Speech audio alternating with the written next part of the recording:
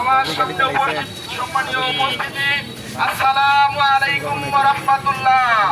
প্রিয় উপস্থিতি, আপনারা জানেন 1977 সালের 6 ফেব্রুয়ারি ঢাকা বিশ্ববিদ্যালয়ের কেন্দ্রীয় জামা মসজিদে 6 জন ভাইয়ের হাত ধরে ইসলামী ছাত্র শিবির প্রতিষ্ঠিত হয়েছিল।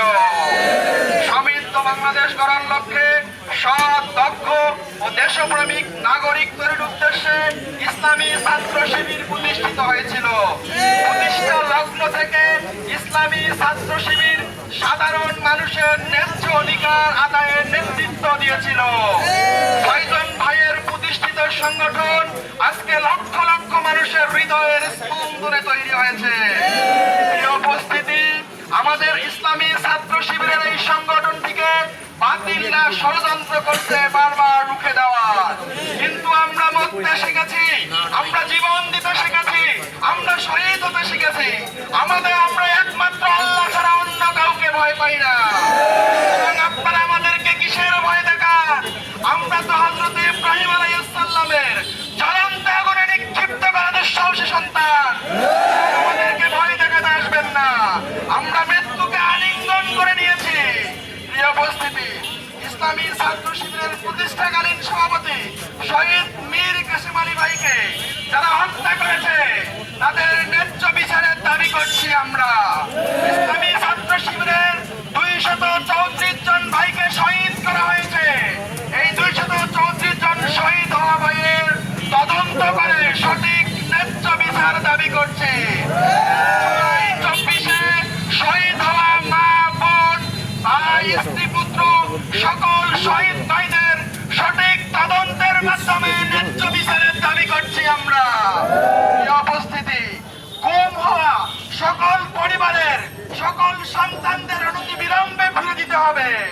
আমাদের ইসলামী ছাত্র শিবিরের কুষ্টিয়া বিশ্ববিদ্যালয়ের 2 জন মেধাবী শিক্ষার্থী ওয়ালিউল্লাহ ভাই এবং আল মুকাদ্দিস ভাই সহ এখনো অনেক ভাই গুম অবস্থায় আছে।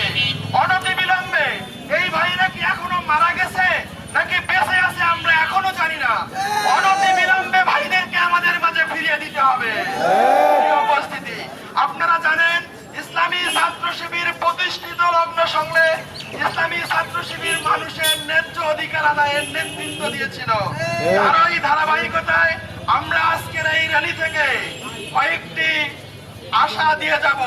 আগামী জাতীয় নির্বাচনে আমরা যাদেরকে দেখতে চাই তারা ন্যায় এবং ইনসাফের পক্ষে থাকবে, তারা যুবকদের অগ্রাধিকার দিবে, যুবকদেরকে কাজের মাধ্যমে দেশকে সমৃদ্ধশালী করবে ইনশাআল্লাহ। প্রিয় উপস্থিতি, আমরা দুর্নীতি দেখতে চাই না, আমরা সুদ, ঘুষ, রাহাজানি, ব্যভিচারী, ধর্ষণ দেখতে চাই না। সুদ, ঘুষ, রাহাজানি, ব্যভিচারীকে আমরা লাল কার্ড দেখাতে চাই। প্রিয় উপস্থিতি, সুষ্ঠু, নিরপেক্ষ ও গ্রহণযোগ্য নির্বাচনের জন্য আমরা প্রশাসন এবং নির্বাচন কমিশনকে জোর দাবি জানাচ্ছি আজকের এই র্যালি থেকে।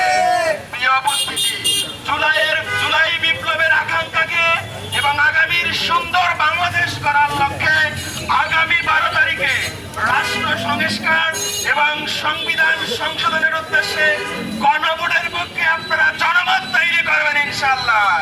এই আশা ব্যক্ত করে আজকের র্যালিতে অংশগ্রহণ করার জন্য সবাইকে ধন্যবাদ জানিয়ে পরবর্তীতে যে কোনো কর্মসূচিতে আপনাদের আসার জন্য উদাত্ত আহ্বান রেখে আজকের কর্মসূচি এখানেই সমাপ্তি ঘোষণা করছি। আসসালামু আলাইকুম ওয়া রাহমাতুল্লাহ।